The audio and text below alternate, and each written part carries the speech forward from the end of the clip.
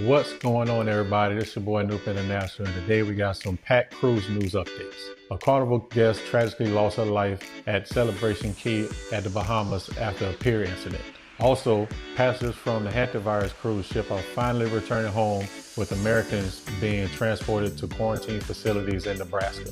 And Disney Cruise Line had to cancel a cruise after guests are already aboard the ship in Singapore. Yeah, it's been a wild week so far, and it's only Monday in the cruise industry. Let's get to it.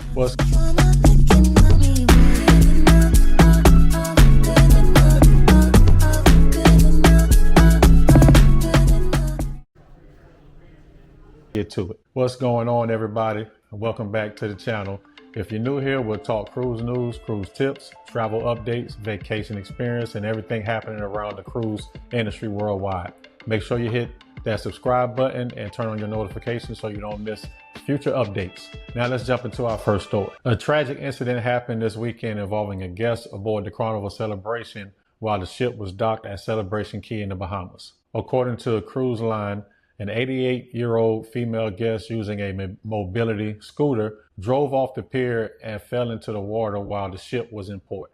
Carnival says emergency response teams reacted quickly and were unable to retrieve the guest from the water. Unfortunately, despite resuscitation efforts, she did not survive. Witnesses on board described the scene as traumatic. One passenger stated that the woman appeared to hit her head badly during the fall, while her husband reportedly injured himself trying to save her. Now, there are also reports that the guest may have suffered some type of medical emergency before the accident, possibly even a heart attack. But that is unofficial at the time, and I can't confirm that. Authorities in the Bahamas are conducting an investigation, and an autopsy will determine the official cause of death. Now, what makes the story even more concerning is that this is reportedly the third death connection to Celebration Key since the destination opened back in 2025. Two separate drownings also occurred there last year involving guests sailing aboard Carnival ships. First and foremost, prayers and condolences to the family involved. Both, at the end of the day, this is somebody's loved one and in a very sad situation overall. But again, this question also raises larger questions about safety and accessibility at cruise private destinations. These destinations continue to get larger and more crowded every year, and mainly cruisers are now wondering whether enough protections are in place near the piers, lagoons, and transportation zones for elderly guests and guests with mobility challenges. We'll continue to follow this story.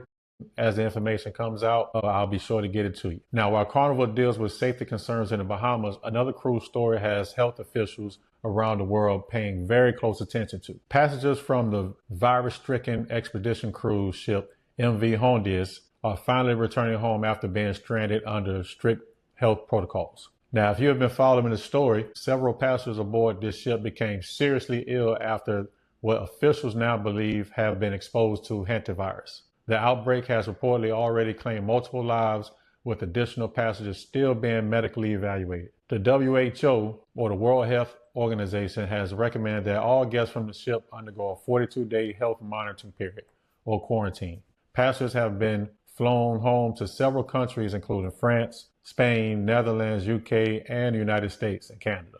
And here in America, all 17 U.S. passengers from the ship were transported to National Quarantine Unit at the University of Nebraska Medical Center in Omaha for initial evaluation and observation. Health officials are stressing that this situation is not another COVID-style outbreak. Acting CDC Director Jay Butkaris specifically stated that they do not want people to panic, and this situation is being handled using extensive hantavirus containment protocols. Now, hantavirus is considered rare and is typically linked exposure from infected rodent droppings, saliva, or urine. Interestingly, officials stated that no rodents were actually discovered aboard the ship. Investigators now believe that the exposure may have happened before the cruise even departed during land excursions through parts of Argentina, Chile, and Uruguay, where rodent species known to carry the virus are present.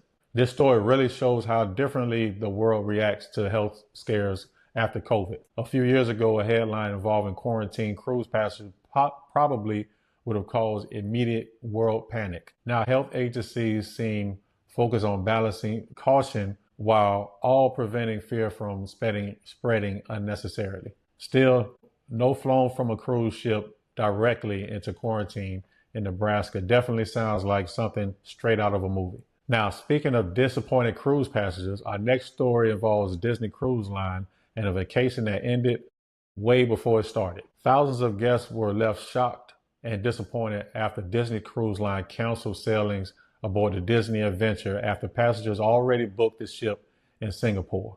The 4-night cruise was scheduled to depart from Marina Bay Cruise Center on May 7th, but guests remained stuck at the terminal overnight while technicians attempted to repair a mechanical issue on board the vessel. Unfortunately, repairs were unsuccessful and Disney officially canceled the cruise following afternoon without the ship even leaving the port. Now imagine this for a second. Families flew across the world. Kids are already booked, excited to meet Disney characters. People unpacked their luggages and started their vacation. And then all of a sudden, the entire cruise gets canceled.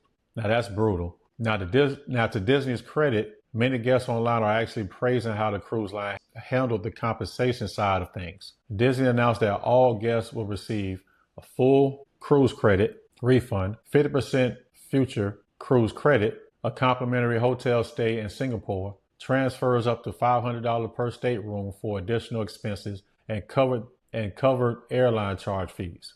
Honestly, that's probably one of the stronger compensation packages that we've seen from a cruise line in any situation like this. Disney still hasn't revealed exactly what the mechanical issue was, but as of now, the next scheduled sailing is expected to proceed normally.